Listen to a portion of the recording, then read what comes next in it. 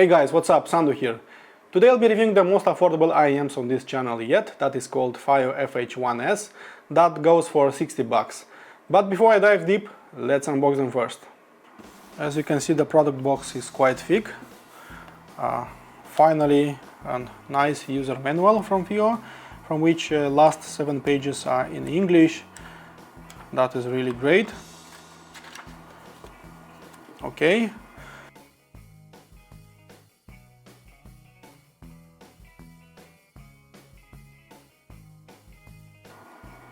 A really nice quality cable, I really like it a lot. And the headphones themselves are looking like a custom in-ear monitor. Very nice, even a faceplate with a FiiO logo, nice. And this see-through resin shell, interesting. Let's see what else can we find here. A nice carry case. This one is waterproof, and inside it you'll find 3 pairs of silicone balanced silicone ear tips, another 3 pairs of bass ear tips, okay, and another 1 pair of memory foam ear tip, and that is basically all. You can use this carry case for your headphones, something like that, and just close it and use it for travel if you want. Nice quality one. And that is basically it, everything you can find in the package. Detachable cable seems nice, it is quite thick, it lacks any microphonics, it's soft to the touch and very flexible. And 180-degree turn, and a first on FiiO's portfolio is moving away from those CX connectors to 2-pin ones. 2-pin connector will not wobble around, will not rotate, and as a result will have a much longer life. I personally exchanged the CX cable on some FiiO IEMs, and it's a pain when that happens. In terms of looks, this is an interesting topic, at least for me. FH1S are looking a lot like their much more expensive designs like FA7. So FH1S have a very custom IEM look, which I quite enjoy. There is even a small plate underneath the cover with a FiiO logo. I have the smoky one with a see-through shell that will show all the circuitry inside. You can easily spot that huge 30.6mm dynamic driver, its magnet, a small crossover, and that Knowles balanced armature. FH1S has among the most comfortable shapes I've tried. I'm inserting them really easy and they never touch my earlobe. And the bottom line is that I like their look, I like their shape, their high comfort level, and the jump to 2-pin cables is a very welcomed addition. It might not have premium materials, but it looks great. Very much like a custom IEM, it's small and cheap enough to carry in the pocket without any protection. In terms of technology, the former FH1 was already cool about 1 year ago.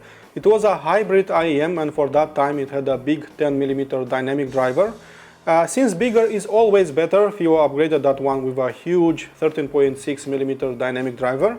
And as a point of comparison, the FH7 flagship IEM is also having a 13.6 dynamic driver that takes care all about that bass.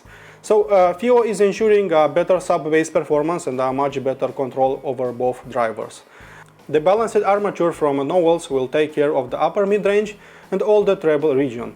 FH1S has an impedance of 26 ohms that shouldn't magnify the background noise of an amplifier or of a source, so it hisses less than those sensitive FH7 and should work nicely with a bigger number of portable sources and headphone amplifiers.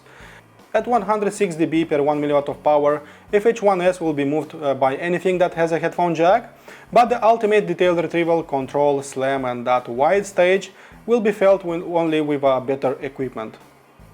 In terms of sound performance, generally when I'm thinking about a 60-buck IEM, I just don't expect way too much out of them. And seriously now, who would? So I don't expect a nice tonal balance, a good detail retrieval, or maybe a good sub-bass performance. Heck, even past $100 some IEMs are just plain wrong sounding. So for a better seal I used the memory foam ear tips and I decided to give them a listen. The shock came when I felt the sub-bass rumble on Invisible Sun by The Prodigy, when I've heard the bass amplifier being engaged on Balls on Parade by Rage Against the Machine, and I knew that this is something interesting going on with this one. So when the instrument placement was felt all around me on Radiohead, no surprises, I checked again their price, and yeah, it's still 60 bucks. So FH1S is sounding clean, detailed. It is quite transparent sounding, and that big dynamic driver pushes large amounts of air, so the slam is quite good, and the speed of delivery is great too. I am hearing a linear performance up to the treble area, so where there seems to be a rise that increases the perception of better detail retrieval and crispness.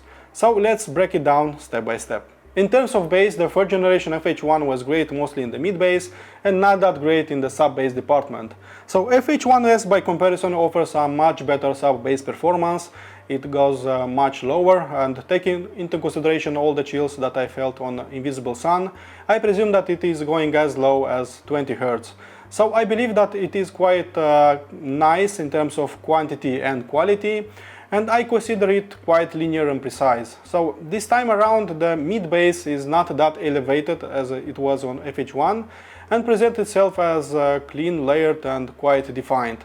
So overall the bass area is detailed but not hyper detailed. So multiple layers were not felt on Infected Mushroom or on Pendulum. So bass slam, it really depends a lot on the source. So it was just decent out of my smartphone, and much better and snappier and impactful out of FiiO M15 and Sharlink Q1 and Benchmark HPA4. So memory foam ear tips are also improving a lot the slam and the impact, and if you want to have a snappier presentation, just please use the memory foam ear tips. Moving on from bass to mid-range is done impeccable without rises or gaps, so just a smooth and grain-free transition. When I moved to acoustic music like jazz, for example, I felt that the tonality shifted accordingly. I felt its shape, and but I didn't feel the full weight of the mid-range. So mid-range itself is quite linear, but it doesn't call a lot of attention to it. It is sometimes only weighty, full-bodied, and decent enough for a mid-range addict like myself. But the only thing that I disliked is that the scary throat singing of Mongol Warriors, the Who, wasn't as guttural, wasn't as scary, wasn't as heavyweight as I wanted. It was a bit lighter, and the vibration just was shorter and didn't carry as much air as I would like to. So I think that somewhere in the mid-range area the dynamic driver and that balanced armature driver are shaking hands, and the crossover is just telling where the first one should stop from working and where the next one should carry out the mid-range duties. And this is probably the reason why the mid-range can be a bit hollow sounding at times. I again felt that the memory foam ear tips improved a lot the mid-range area. So if you long for a sweeter and a warmer mid-range, I again recommend using memory foam ear tips. If you like treble and want some presence up there, then I think FH1S is exactly what I'm looking for.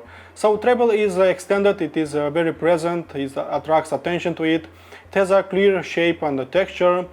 With the balanced silicone ear tips, it might be even too much for some. It was for me, and memory foam ear tips just worked much better in my case. So treble is somehow present on the whole range and drops only past top octave. So it can even be considered rolled off past 15 kHz area. Apart from that, it is clear sounding, has a lot of presence, moves air, and even can be smooth sometimes with the right ear tips. I feel that the newest generation of FH1S surpassed the former FH1 on both the sub bass and on the upper treble region, and presents itself as a much wider frequency response. It is more linear, even more engaging sounding with better source and amplification. As for transient response, FH1S will sound speedy only with the right source. So when I connect them to my smartphone, volume-wise, it was enough at about 80%, it was just too much. But music just lacked impact, it didn't carry a big air mass, and slam was quite weak sounding. But moving on to some entry-level sources like FiiO BTR5 or Sharlink Q1, the sound is improving quite a lot. So mid-range is now fuller sounding now, and music becomes much snappier and much faster. When I connect them to top-of-the-line equipment, FH1S started sounding like a much pricier IEM. So everything is improving, but it is still the same IEM that I know. So that big 30.6mm dynamic driver needs a bit of power to sound nimble and fast. And please take that in mind, because a more powerful source will make a much bigger difference than a clearer sounding source with this particular IEM. So if you want to improve the slam on the chip, just use the memory foam ear tips and your music will just sound more impactful and more engaging. As for Soundstage, FH1S has a decent soundstage size. It is about on the shoulder level and is truly on the same level with those IEMs up to $200 US.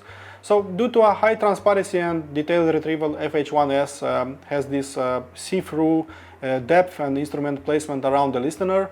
So music is spread out and I can appreciate the distance between all those notes.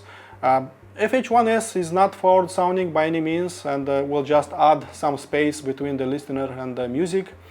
As for transparency and detail, having a nice and defined treble response makes you feel that FH1S is crisp sounding and clear sounding all the time, and to some degree that magic trick is doing its job, and FH1S will offer just an amazing level of detailed retrieval considering its price.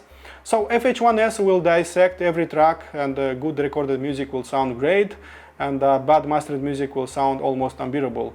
So it can offer a smooth and relaxing listening experience too, but only with the memory foam ear tips.